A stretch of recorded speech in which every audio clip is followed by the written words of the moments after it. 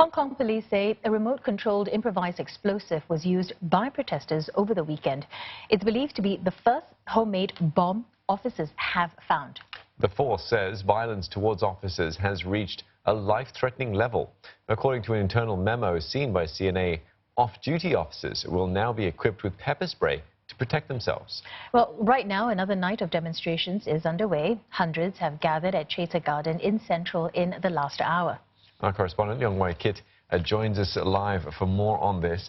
Wai Kit, so police are raising the level of danger from protesters, you know, on the news of this bomb device, as well as the fact that they've also been asked to arm themselves with pepper spray when they're off duty. Tell us how the situation is where you are.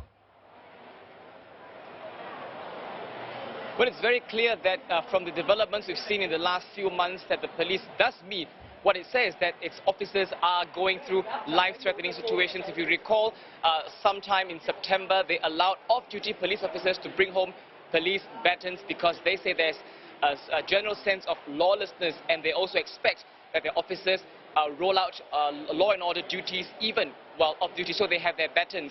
Right now, they are also allowed from tomorrow or October 15 onwards to bring back pepper spray with them. Now, I understand that all police officers in Hong Kong are trained to use pepper spray, so technically they will all be bringing back pepper spray. This can be seen as an attack or a defensive agent. So the fact that they are allowed to bring these weapons back shows you the level of concern that they have. And it is understandable because, like you said, police found for the first time a homemade bomb fashioned out of mobile phones, and it's remotely controlled.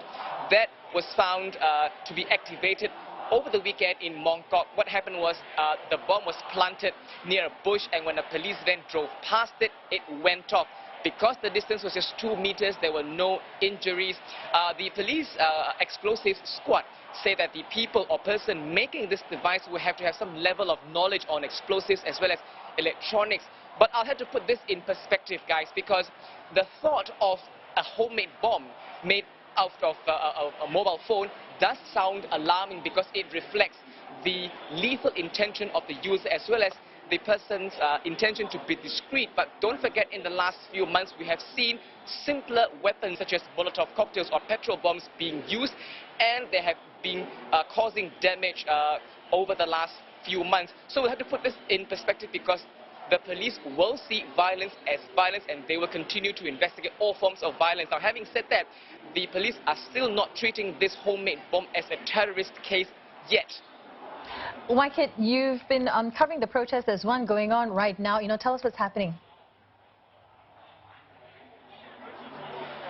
Well, right now people are gathered here in Chater Garden. You would have seen from footage we sent earlier that people are, making really every inch of space to the best of what they can because it's really crowded. In fact, I'm standing far away from the action because the internet connection is just too wonky. You would have seen from the footage like we sent earlier that people are now spilling out of Chater Garden. This is the size of a sports stadium. People are on the roads. Now, they are here to support the Hong Kong Human Rights and Democracy Act, which will be discussed in the US very soon. What this means is that they hope that this bill will be passed, because if it is passed, then the US is obliged to look at the level of freedom and autonomy that Hong Kong has before deciding what kind of trade preferences it gives Hong Kong. Now, this move is definitely unwelcomed by Hong Kong leader Carrie Lam, who has said that this remains to be an internal issue and has to be settled internally and domestically. China, of course, has said that it throws its support behind Chief Executive and, of course, does not welcome any form of foreign interference. Having said that, the turnout for this event could be also due to the fact that this is the first legal rally that is approved by the police after Chief Executive Carrie Lam rolled out the emergency law that bans wearing of face masks in gatherings, whether legal or illegal. And I must also add that protesters have been very creative in using various platforms to have their voices heard. We've recently seen how they made use of World Vision Day to remind protesters and one another that there is alleged police brutality because 2 women have been hurt in the eye during protests. And this platform is yet another platform for the protesters to come out and have their voices heard. All right, thanks for that, Wai Kit. Speak to us from Chater Garden in Hong Kong.